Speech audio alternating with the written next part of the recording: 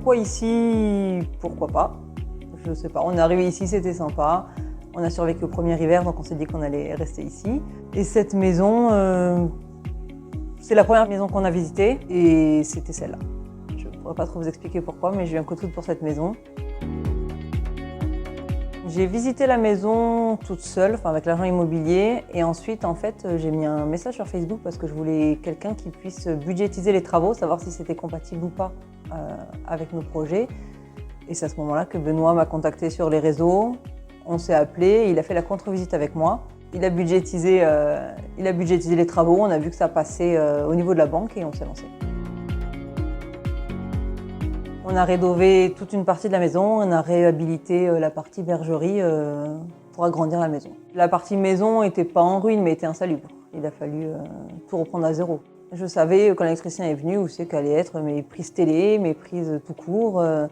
Tout était vraiment, des fois un peu trop, parce que des fois c'était tellement comme ça dans ma tête que c'était un peu compliqué de me faire changer d'avis quand il y avait des problèmes techniques, mais non, on a réussi.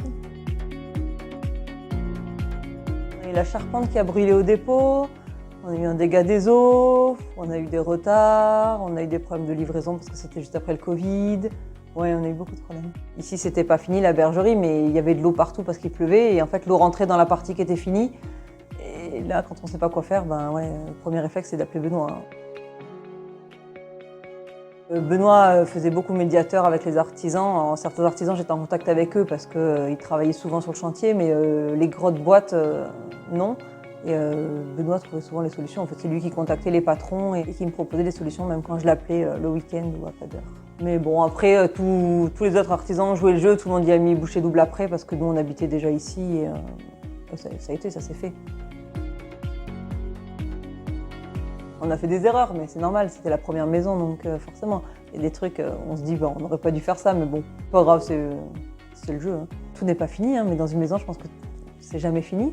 Je pense qu'on en a encore pour quelques années, mais non, j'étais contente parce que c'était exactement ce que je voulais. Quand j'avais visité la maison, je savais où c'est que je voulais tout, même les meubles, donc oui, c'est vraiment un coup de foudre.